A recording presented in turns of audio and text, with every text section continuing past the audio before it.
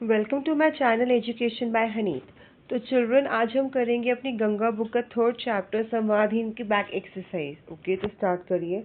मेरे उत्तर मेरे तर्क। ओके, तो निम्नलिखित प्रश्नों के सटीक उत्तर चुनिए और यह भी बताइए कि आपको ये उत्तर उपयुक्त क्यों लगते हैं। तो आपको तर्क भी बताने हैं। ओके, फर्स्ट वन देखिए, कहानी में ताई और मिट्टू का संबंध किस भाव को दर्शाता है। तो ऑप्शन ख इसका करेक्ट आंसर है, ममता और स्नेह। ठीक है, अब तर्क देखिए, कहानी में ताई और मिट्टू का संबंध ममता और स्नेह के भाव को दर्शाता है, क्योंकि ताई कभी कभी अपने लिए भोजन बनाने में आलस कर जाती थी, परंतु जब से मिट्टू आया था तब से वे खास तौर पर मिट्टू के लिए दाल भात बनाती थी। मिट्टू की पसंदीदा मिर्च और अमरूद का भी पूरा ध्यान रखती थी और उससे बातें करती थी। ठीक है, सेकंड क्वेश्चन देखिए, जगन मास्टर द्वारा मिट्टू को पिंजरे से बाहर निकालना किस भावना या मूल्य का संकेत देता है। तो ऑप्शन घ, करुणा और नैतिकता इसका करेक्ट आंसर है। इसका तर्क देखते हैं, जगन मास्टर एक आदर्शवादी अध्यापक थे। जगन मास्टर पिंजरे में बंद मिट्टू को देखकर बेचैन होते थे।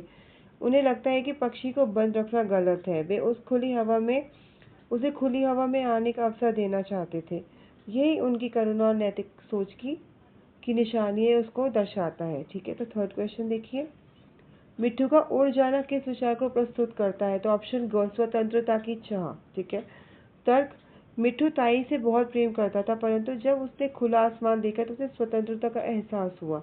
किसी भी जीव के लिए स्वतंत्रता बहुत मायने रखती है और यह किसी भी जीव की बुनियादी चाह होती है, कोई भी जीव हो, चाहे हम क्यों ना हो। ठीक है, फोर्थ क्वेश्चन, ताई के जीवन के दुख का मुख्य कारण क्या था। तो ऑप्शन ख इसका करेक्ट आंसर होगा, परिवार से दूरी और संवाद का अभाव। मतलब वो उनके पास कोई बातें करने को नहीं था। ठीक है, तर्क देखिए, ताई के जीवन के दुख का मुख्य कारण परिवार से दूरी और संवाद का अभाव था, क्योंकि ताई के पति की मृत्यु के बाद सभी परिवार के लोग थे शहरों में बसने के लिए चले गए थे। उनके बेटा और बहू शहरों में चले गए, बेटियों की शादियां हो गई थी और उनका घर का कारोबार भी दूसरों के हाथों में चला गया था। ठीक है, उनके पास घर में अब कोई भी नहीं था, वो अकेली रह गई थी। फिफ्थ क्वेश्चन देखिए, कहानी में मानव समाज में व्याप्त किस विसंगति को उजागर किया गया है। तो यहाँ पर अकेलापन, इसकी जो सेंट्रल थीम है वो अकेलापन। तर्क, लेखक ने दिखाया है कि कैसे आज के समाज में बुजुर्ग अपने ही घरों में अकेले पड़ गए हैं। ताई एक तोते पर निर्भर होना समाज में बढ़ती इस अकेलेपन की गंभीर समस्या को दर्शाता है। ठीक है, अब नेक्स्ट पार्ट है मेरी समझ मेरे विचार में से हम क्वेश्चंस करेंगे। तो प्रश्न 1, भगवान कैसे नैया पार लगेगी। ताई इस वाक्य में किस नैया की बात कर रही है और ये वह बात क्यों कह रही है।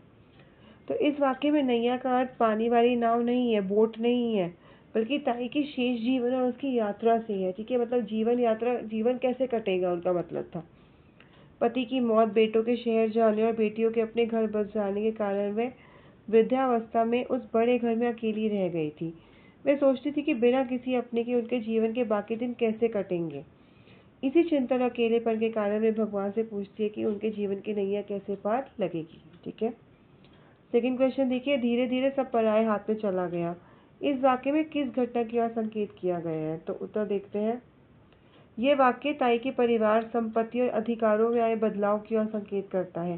पहले उनका भरा पूरा घर था, उनके पास सब कुछ था, बहुत जमीन जायदाद थी, पर जब उनके पति की मृत्यु हो गई और घर में कोई नहीं रहा तो बाकी और लोगों के हाथों में, मतलब और गाँव वालों के हाथों में वो सब चला गया। तो पहले घर, खेती और घरेलू व्यवस्था पर उनका प्रभाव था। समय बीतने के साथ पति का निधन हो गया, बच्चे उनसे दूर हो गए और घर के कार्य तथा संपत्ति का प्रबंध दूसरे लोगों के हाथों में चला गया। इस प्रकार ताई अपने ही घर में अधिकार और अपनापन दोनों खोती चली गई। ठीक है, तो अब जो इतना बड़ा जमीन जायदाद उसको संभालने के लिए लोग चाहिए थे, तो वो सब उन्होंने ही संभाल लिया फिर। ठीक है, प्रश्न 3 देखिए, ताई की सारी ममता मिट्टू पर बरस पड़ी क्यों। उत्तर, ताई के पास अब अपना कहने वाला कोई नहीं था। जब गणपत उनके लिए एक प्यारा सा पहाड़ी तोता मिट्टू लेकर आया तो ताई को उस अपने अकेलेपन में एक साथी मिल गया। अपनी सच्ची ममता जो कभी अपने बच्चों और पोते पोतियों के लिए थी, अब वह उस तोते पर लुटाने लगी, क्योंकि वही उनके सुख दुख का एकमात्र सहारा था। प्रश्न 4 देखिए, अब ताई को इस बात की पूरी जानकारी रहने लगी थी कि किसके खेत में हरी मिर्चें तैयार हो गई हैं और किस पेड़ में फसल के आखिरी अमरूद बचे हैं। इस वाक्य द्वारा ताई के व्यक्तित्व में आए परिवर्तनों के विषय में क्या क्या पता चलता है। तो उत्तर है, इस वाक्य से पता चलता है कि मिट्टू के आने से ताई के व्यक्तित्व में सजीवता और उत्साह लौट आया था। मतलब वो फिर से वैसे जीना चाहती थी, ठीक है। वो उत्साह, एंथुजियाज्म लौट आया था उनका, विलिंगनेस लौट आई थी उनकी जीने की। तो जो ताई पहले अपने लिए खाना बनाने में भी आलस्य करती थी, परंतु जब से मिट्टू आया था तब से वह खास तौर पर मिट्टू के लिए दाल भात बनाती थी। किसके खेत में हरी मिर्चें तैयार हो गई और किसके पेड़ में फसल के आखिरी अमरूद बचे हैं, वह मिट्टू की पसंद का ख्याल रखने के लिए सतर्क रहने लगी। प्रश्न 5 देखिए, जगन मास्टर दूसरे मिजाज के आदमी थे। जगन मास्टर का व्यक्तित्व कैसा था, कहानी में से उदाहरण देकर स्पष्ट कीजिए। तो ये हमने पहले उसमें देखा था अपने फर्स्ट वाले क्वेश्चन में कि जगन मास्टर एक आदर्शवादी, दयालु और स्वतंत्र विचारों के आदमी थे। उन्हें किसी जीव को बंधन में देखना पसंद नहीं था। अब इसका उदाहरण कैसे हम देंगे? जब उन्होंने मिट्टू को पिंजरे में बंद देखा तो उन्हें बेचैनी होने लगी। वे मिट्टू को कैद से आजाद करने के लिए कमरे का दरवाजा बंद करके उसे पिंजरे से बाहर निकालते थे ताकि वह कमरे के अंदर आजादी महसूस कर सके। प्रश्न 6 देखिए, कहानी का शीर्षक संवादहीन किसके लिए सबसे अधिक सार्थक प्रतीत होता है? ताई, जगन मास्टर, मिट्टू या नया तोता? कारण सही स्पष्ट कीजिए। तो ये ताई के लिए है, ठीक है। कहानी का शीर्षक संवादहीन सबसे अधिक ताई के लिए सार्थक प्रतीत होता है। ताई का भरा पूरा परिवार था, लेकिन समय के साथ उनके बेटे शहर चले गए थे और वे घर में अकेली रह गई।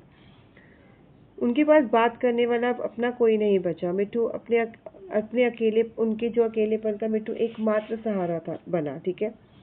ताई अपना सारा स्नेह उसी पर उड़ेलती थी और उससे बातें करती थी। जब पुराना मिट्टू उड़ जाता है और उसकी जगह पर नया तोता आ जाता है तो वह नया तोता ताई की बातों का कोई जवाब नहीं देता। तो शब्दों के होने के बावजूद भावों का वह मौन मतलब चुप रहना ताई को फिर से उसी गहरी व असहनीय संवादहीनता और अकेलेपन में धकेल देता है, क्योंकि अब वापस उनके पास बातें करने का कोई नहीं बचा। प्रश्न 7 देखिए, अब यही दो प्राणी गांव के बीच में स्थित बड़े घर में उस सूने खंडहर में एक दूसरे को सहारा देने के लिए रह गए थे।